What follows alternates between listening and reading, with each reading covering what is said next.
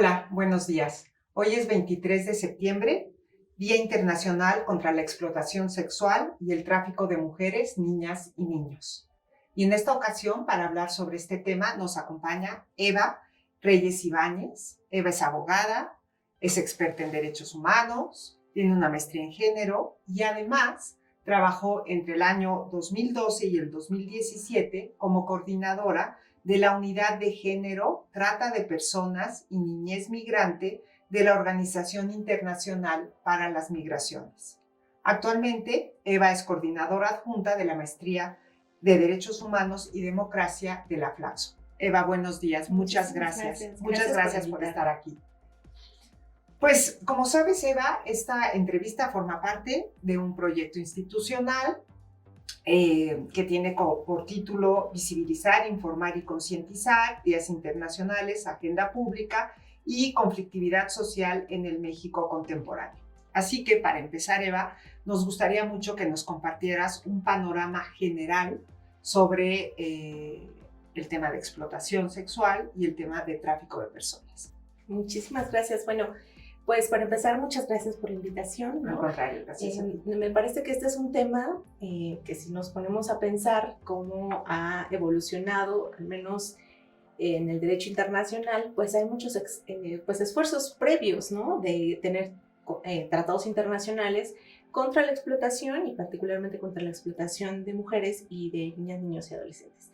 Entonces, hay toda una historia previa antes de Palermo, ¿no? Porque Palermo hoy es el instrumento internacional más importante que se empieza a discutir previo al 2000 y en México, digamos, se firma y ya entra en vigencia en el 2003, ¿no? Entonces, sí, en el 2003 arranca toda esta idea contra la trata de personas, pero ya tenía una larga tradición y una larga discusión entre los estados, particularmente con el tema de explotación sexual, ¿no? Porque los estados nunca se han atrevido, al menos en el seno de las Naciones Unidas, a prohibir o aceptar y reglamentar la prostitución. Entonces, eso ha hecho que los estados le dejen esa decisión a cada estado y que se va a ver reflejado también en Palermo. Palermo volvió a dejar esa decisión en los estados parte.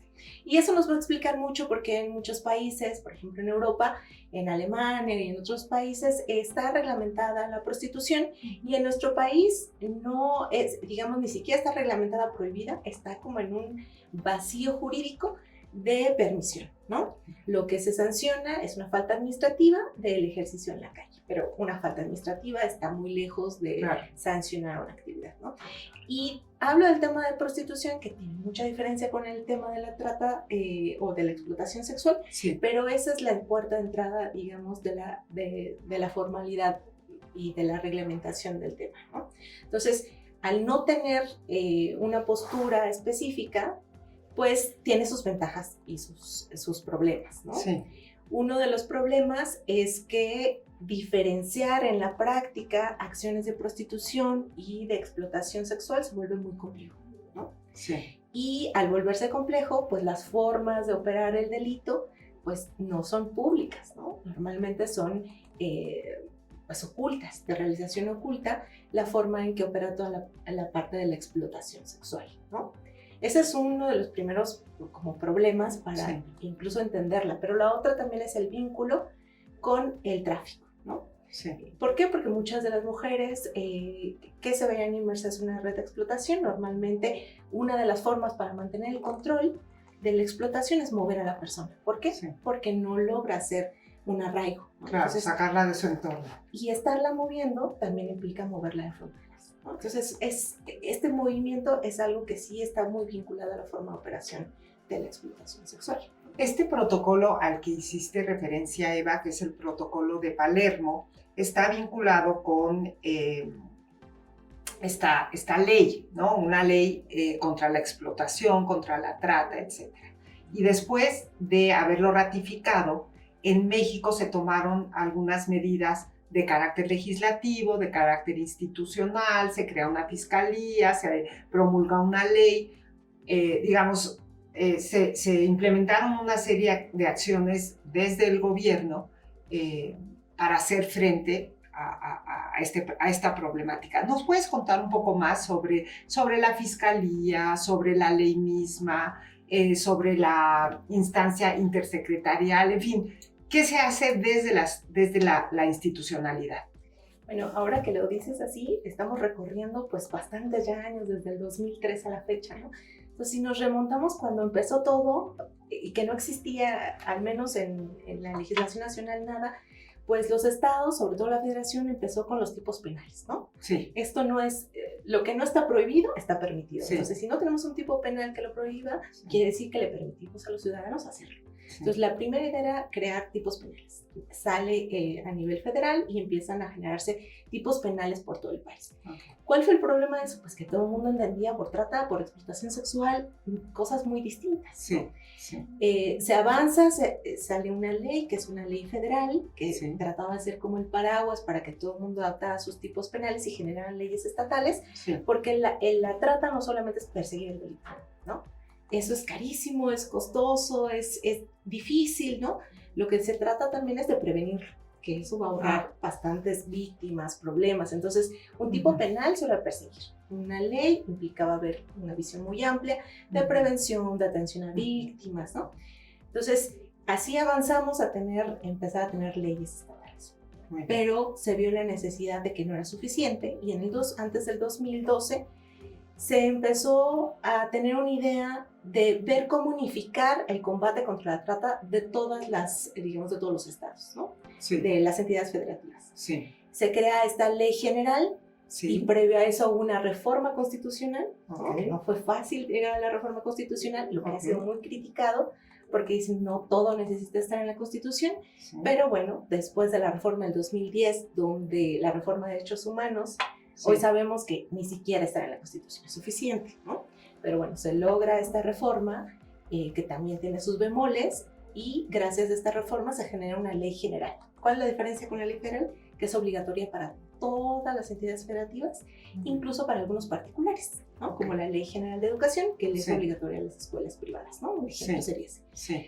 Sale la Ley General Sí. con una forma de tipificar el delito muy particular mexicana, eso hay que decirlo, no es la forma en la que se ha tipificado a nivel internacional. Estamos hablando del delito de tráfico, de trata o de explotación sexual. El delito de trata de personas, lo que va a hacer es integrar la explotación sexual, Sí. la pornografía forzada, Sí. la pornografía infantil, Sí. como una forma de trata, ¿no? Que no necesariamente es la forma en que Palermo concibió la trata. Entonces, Sí. para nuestro país, estas conductas de explotación sexual, explotación infantil y todos estos tipos penales que había en muchas partes del mundo, Sí. para México lo va a considerar trata. Eva, déjame preguntarte una cosita aquí. La trata tiene muchas expresiones, muchos fines, ¿no?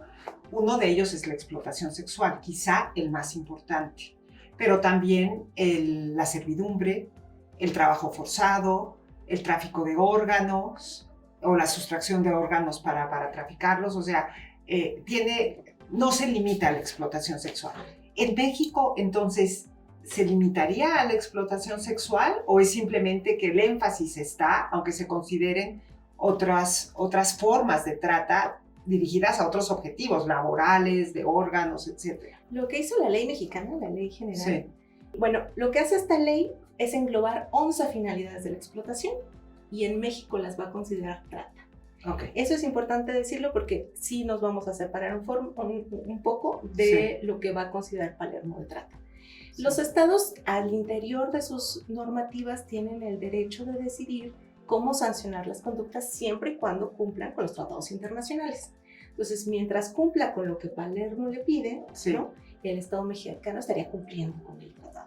Ahora vamos a ver, por ejemplo, si hacemos un análisis de qué tanto cumple México, es muy interesante los informes que hace la Embajada de Estados Unidos cada año, que es un tip report, donde analiza todos los países del mundo y tiene varios estándares de cumplimiento. México, en realidad, a nivel formal o institucional, pues le va bastante bien, porque tiene una normativa, ha generado estas fiscalías, claro, ¿no? Es decir, ha generado toda una estructura el entramado institucional inexistente antes del 2000, ¿no? Muy bien. Pero cuando nos vamos a ver la calidad de las fiscalías, pues vemos que es una fiscal con una secretaria contra la yakuza. Eso nos habla de que evidentemente es imposible que la fiscal tenga herramientas para ir más allá, ¿no?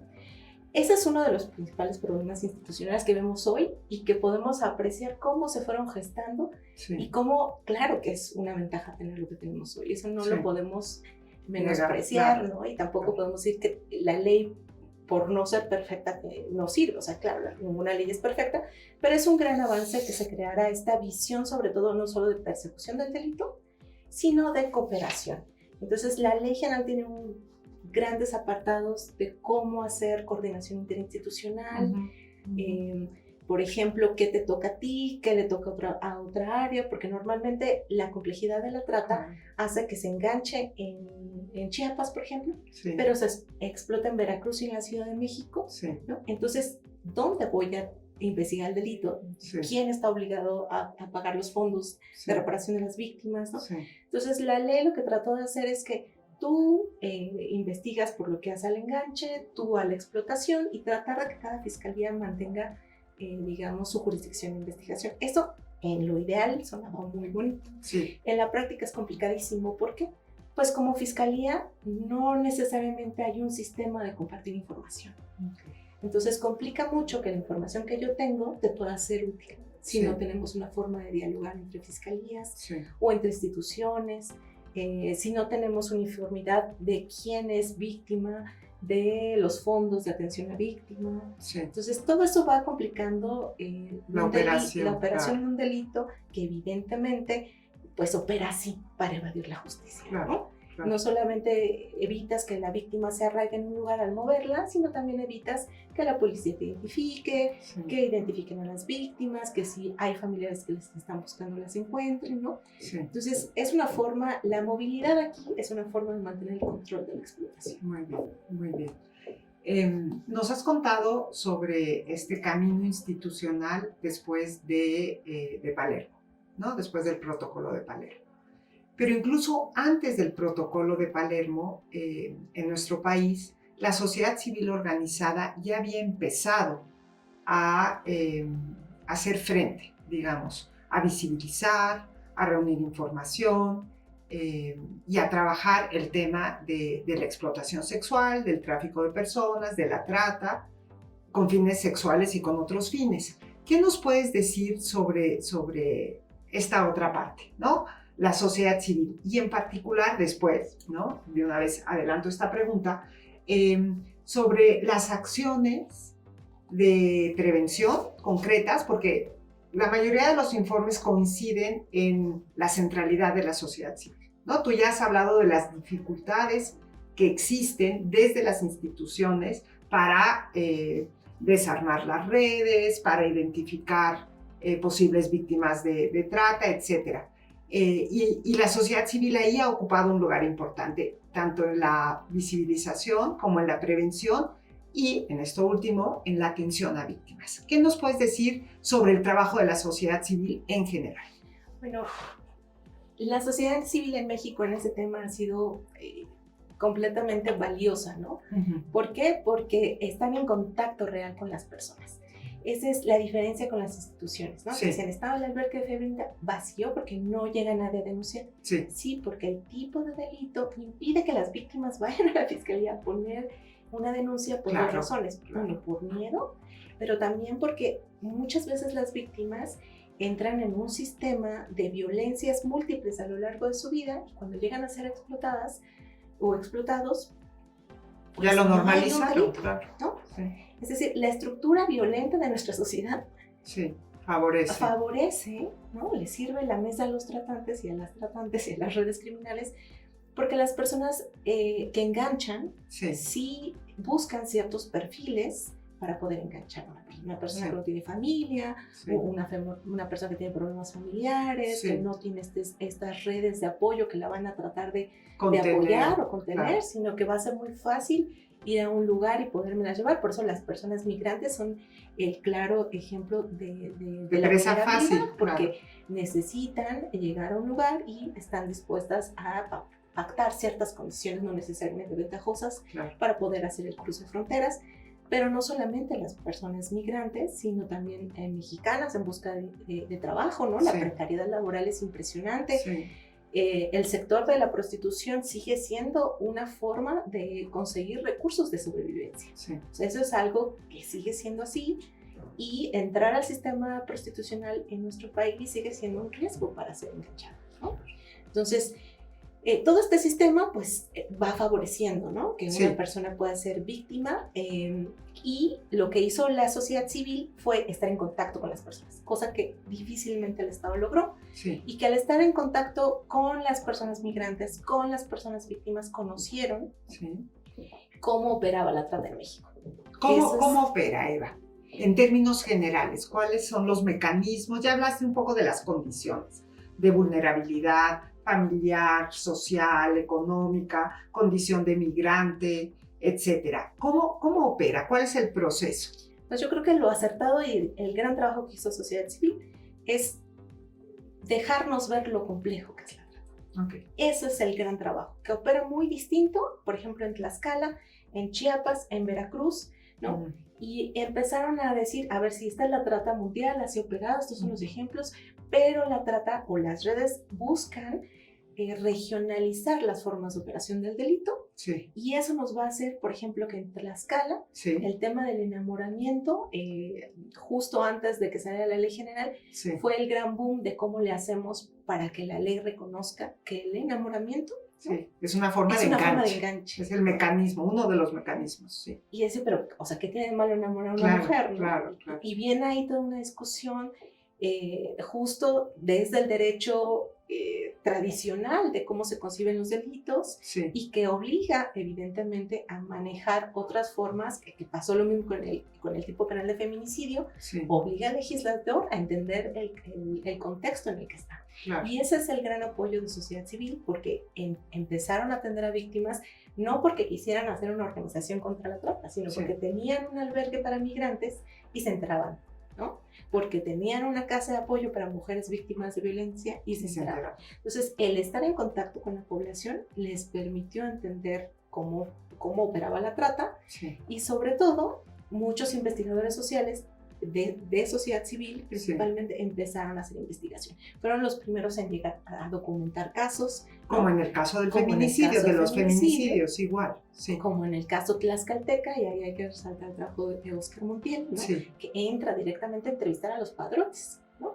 Y a entender desde su visión cómo operaba la trata. Sí. Y eso me parece que es un acierto impresionante, Sí. para que las fiscalías, la sociedad civil entienda cómo operan el delito, ¿no? Por ejemplo, yo recuerdo en una entrevista que hice a un padrote, ¿no?, conocido como padrotes, pero son tratantes, sobre la explotación, y le decía, ¿cómo ve el tema de la prevención? Porque aparte ya había cumplido su sentencia, ya quería reformarse, ¿no?, cuando yo lo encuentro, ¿no? Y lo entrevisto y me dice, bueno, es que un tema es que la sociedad sigue pensando que mantener la ignorancia en las niñas, particularmente, es una forma de cuidarlas. Y no, ahí nos dejan una cancha para operar, ¿no? Campo abierto. Entonces, claro, nuestra idea de prevención, de protección, por ejemplo, a la niñez y a la adolescencia, es dejarles vulnerables al enganche, ¿no? Llega un momento dentro de la vida de la adolescencia que hay una separación muy fuerte con sus familias, ¿no? O de familias violentas, ¿no?, que están violentando particularmente, por ejemplo, el caso de la trata o la explotación sexual a las mujeres. Y entonces, cuando llegan a estas situaciones, ya han sido víctimas de violencia previa, de violencia sexual, y entonces han podido sobrevivir como puedan a estas precariedades y estas múltiples violencias, ¿no? Entonces, si hablamos de dónde empieza la trata, pues empieza también desde la familia, desde cómo se conceptualiza la familia, cómo se le da el trato a las niñas, a los niños y a los adolescentes, ¿no? Y que eso, en el caso de Tlaxcalteca, tiene mucho sentido, ¿no? Es una situación, es, digamos, una red familiar que engancha a mujeres, las explota, las enamora, hace que tengan hijos, los hijos los retiene para que los cuide la propia familia del padrote, y esta idea de ya me casé, estoy con la familia, es una forma de protección, porque así nos han educado socialmente, ¿no? Claro. Pero no, es la forma de enganchar y mantener una forma de explotación. Entonces, ese caso muy particular en Tlaxcala, pero no únicamente en Tlaxcala, pues nos dejó ver cómo las redes usan cualquier estrategia de violencia ya arraigada en un lugar Sí, y lo ocupan, ¿no? sí. Otra podría ser, por ejemplo... Antes de sí. que sigas, perdón, nada más recordar que Tlaxcala, no solo a nivel nacional, sino a nivel internacional, y en particular algunos municipios de Tlaxcala, como Tenancingo, ocupan un lugar preponderante en la trata de personas, en el tráfico y en la explotación sexual, ¿no? Y ahí quien tiene esa luz, quien llevó la luz a esos lugares fue sociedad civil. Eso no quiere decir que no esté así en otros lugares del país, donde ni siquiera se han hecho investigaciones, donde no hay análisis, ¿no? Por ejemplo, Veracruz últimamente ya ha tenido más luz. Sí. Pero, ¿por qué hablo de esto? Porque al inicio, cuando salió Sí, Tlaxcala... no es exclusivo de todo el mundo Tlaxcala, era, por bueno, supuesto. solo es en Tlaxcala, Sí. en mi estado no hay trata, ¿no? Pues no hay trata porque no tienes análisis, no tienes diagnósticos. Claro, ¿no? claro. Entonces, Claro. más bien es, si tú pones atención en un lugar, sobre todo en las zonas rojas, Sí. y empiezas a hacer análisis, investigación, pues te vas a encontrar con muchas formas de operación, ¿no? Claro, claro, pero ciertamente en Tlaxcala hay toda una estructura que durante décadas, ¿no?, ha operado y ha sido develada por el investigador que tú citabas y por las acciones de sociedad civil, pero digamos, es un negocio muy rentable, ¿no? Estaba viendo cifras de autorizaciones de las instancias correspondientes para abrir hoteles, moteles, bares, centros nocturnos, que hablan también de cómo se vincula, ¿no?, el tráfico, la explotación sexual, la trata de personas, sobre todo de mujeres, de adolescentes. Es impresionante el número de chicas de 12, 13 hasta 17 años que son explotadas en estos lugares. O sea, también hay un entramado, ¿no?, de la industria del entretenimiento o la industria del placer o la industria, ¿no?, que es importante de señalar. Seguramente, tú ya lo decías, hay particularidades en los estados. Chiapas, por su misma composición étnica, tiene otro perfil, Veracruz, etcétera, y creo que es muy importante que quede clara la diversidad, ¿no?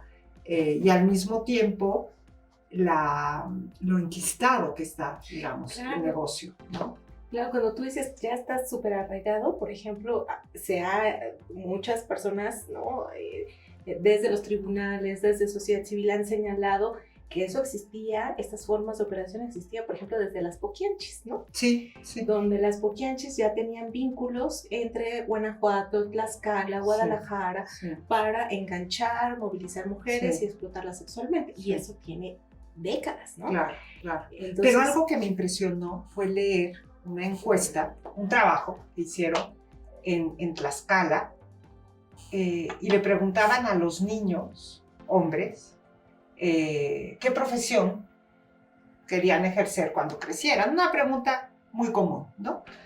No recuerdo la cifra exacta, pero un porcentaje no bajo de niños que decían que querían ser padrotes, ¿no? O sea, está tan normalizado que es visto por un sector de la población masculino como una posible profesión, ¿no? sí, es aspiracional, ¿no? Es decir, Y familiar, ¿no? Porque se inserta dentro del oficio familiar. incluso, por ejemplo, en las investigaciones de Oscar Montiel habla de cómo no necesariamente todos los hombres de la familia se dedican a eso, ¿no? No, Hay quien no, dice no, claro. pero en su mayoría pues es una forma, sigue siendo una forma de, pues sí, muy masculina de entender el éxito Sí. rapaz a costa de Sí. las personas, Sí, ¿no? totalmente. ¿Cómo pasaría, por ejemplo, con la aspiración de ser narco, ¿no? Sí. Y también tiene que ver, y eso se ha denunciado mucho desde la sociedad civil, cómo se ha construido la idea de que son personas muy Exitosas, inteligentes, claro. muy exitosas, y entonces se vuelve un tema aspiracional. Sí. O sea, las telenovelas de Referente. narcos, las lecturas de narcos, pues lo que hacen, los corridos, las canciones, ¿no? Por ejemplo, yo me ponía a pensar en la canción de Sasa, Yakuza, Yakuza, o sea, y todo el mundo la baila y es muy feliz.